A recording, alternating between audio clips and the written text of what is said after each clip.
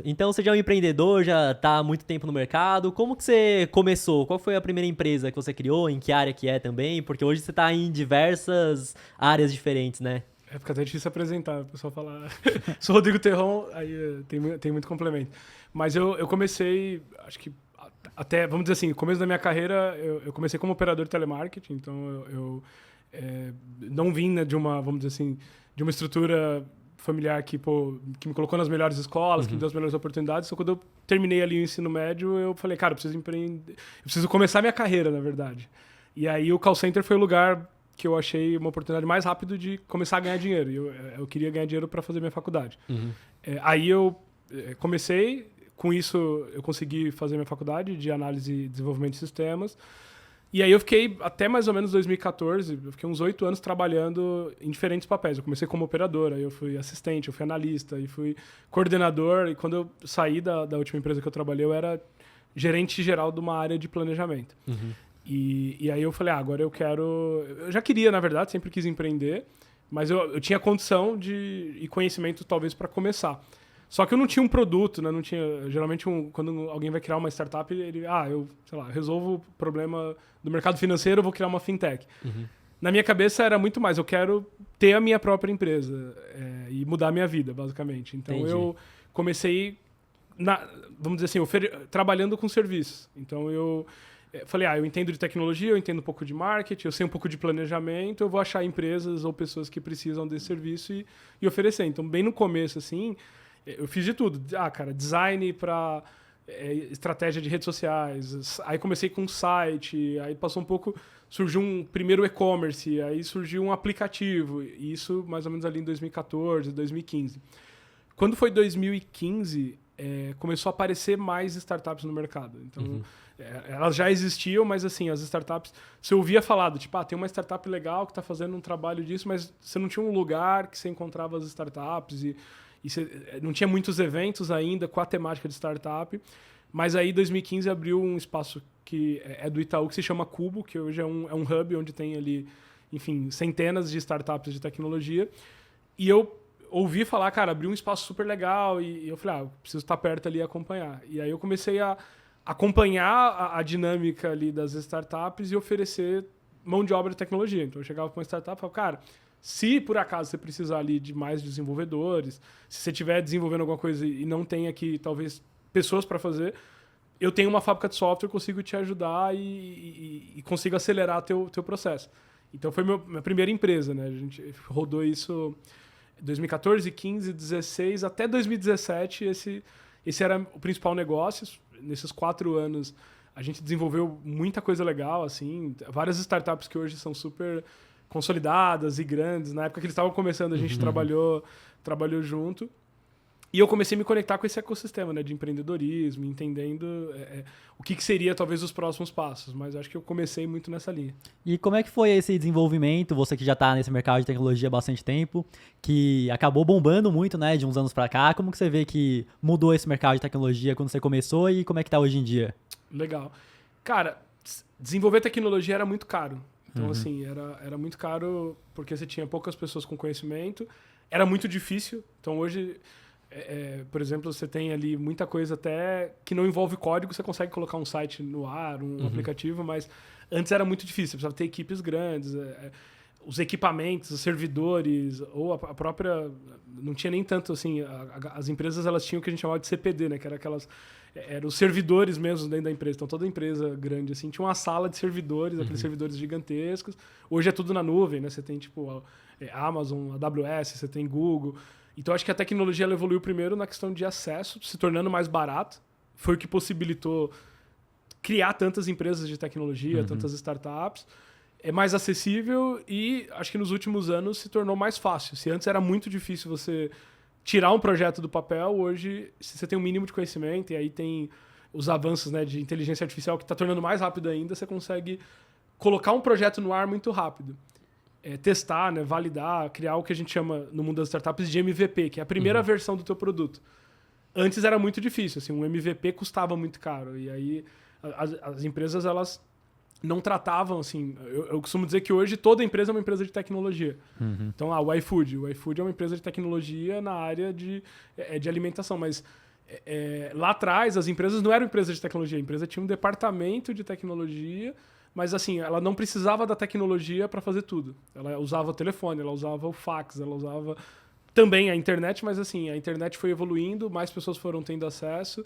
Aí você sai de um cenário onde quase ninguém tem acesso à internet e só quem tinha computador, para um momento do mundo onde todo mundo tem um celular e um celular é um computador e você tem acesso a tudo. Aí você fala, cara, agora dá para automatizar tudo. Então, acho que nos últimos, sei lá, 15 anos, essa evolução, ela tá cada vez mais rápido, assim. Agora você tem tecnologia para tudo, você tem aplicativo para tudo, mas pensar isso, tipo, 15 anos atrás, não era ainda algo que você falava assim, vai ser tão rápido assim. Eu acho que o sentimento que eu tenho é de que tá cada vez mais rápido, mais acessível e vai ser cada vez, acho que essa transformação numa velocidade cada vez mais agressiva. E pro camarada que quer trabalhar nessa área, o que você vê que ele precisa ter e o que mudou da época que você começou, fez a tua graduação e como é que tá hoje em dia? Legal. Quando eu acho que eu fiz minha faculdade, não tenho certeza que vai passando o tempo e você esquece, mas eu acho que foi entre 2009 e 2010 ali. A gente tinha que comprar muito livro ainda, né? Então, assim, eu lembro que eu tinha um livro de JavaScript, eu tinha um livro de HTML. Então, assim, você tinha dificuldade de ter acesso a bons conteúdos. Hoje, eu acho que isso mudou bastante. Então, você tem ali muito conteúdo sobre qualquer coisa e se tornou muito mais fácil. Então, hoje, eu acredito que, cara, um adolescente de 14 anos com um pouco de estudo ali, ele consegue pôr um aplicativo no ar e testar enfim, até fazer dinheiro com isso. Antes era muito difícil. Assim, eu fiz minha faculdade, eu lembro que quando eu terminei a faculdade, eu falei, cara, legal, agora eu preciso aprender a trabalhar com programação, porque tudo que você aprende era muito ainda teórico, você não tinha experiência prática. E aí quando você chega no mercado, que realmente você ia aprender como as coisas funcionavam. Hoje não, hoje a gente vê muitas pessoas que trabalham na área de tecnologia que nem passaram pela faculdade. Então se tornou mais fácil, se tornou mais acessível.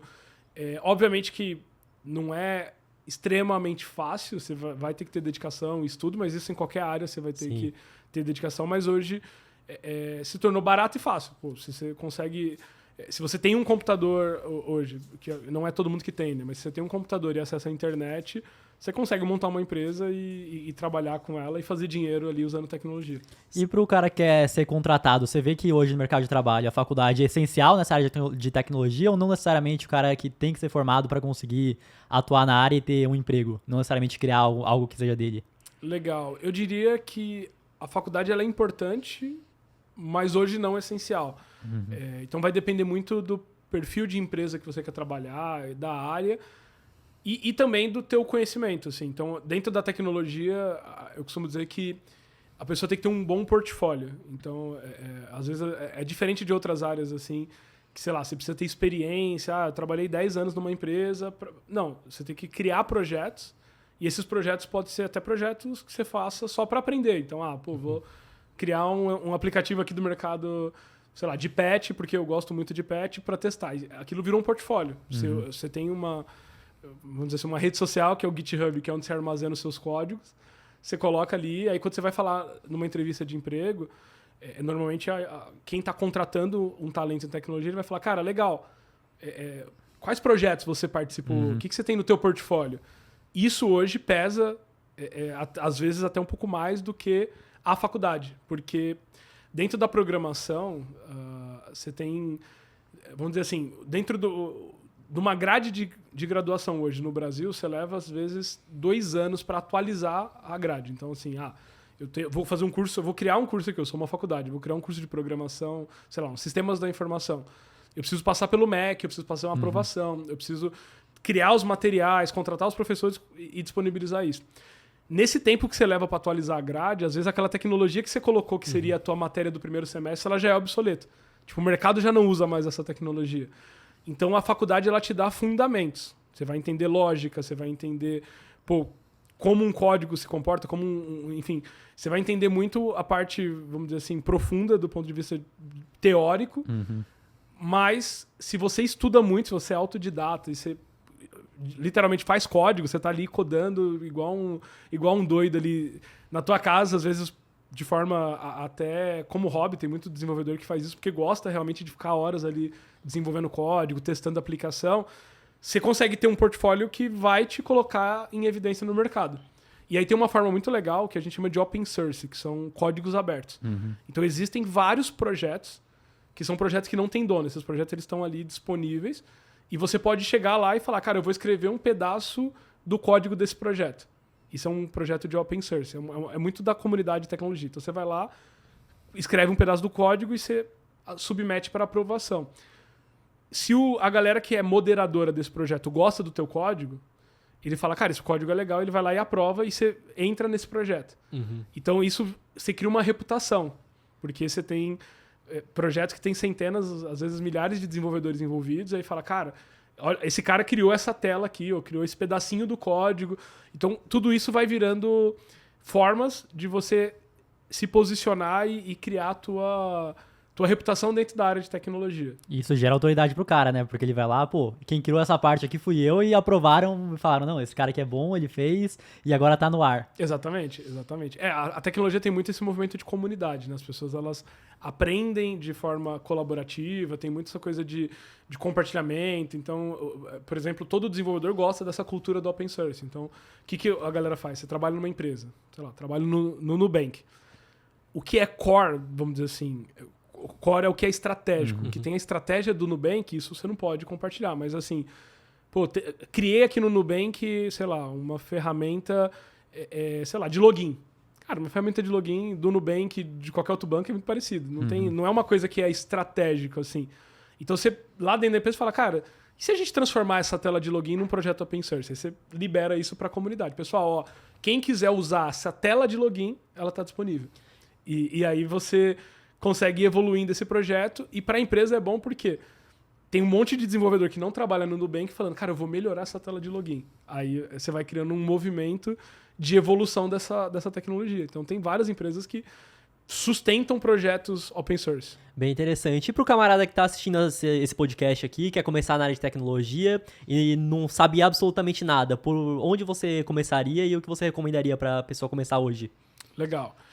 Hoje eu recomendo muito consumir conteúdos, né? E aí, assim, eu fui CEO e sou um dos acionistas da Rocket City, então acho que o trabalho que a gente faz dentro da Rocket City voltado para a educação é muito legal. A gente tem hoje um canal no YouTube que, pô, de fato, assim, tem um dos melhores conteúdos sobre programação. A gente faz eventos, vários eventos no ano.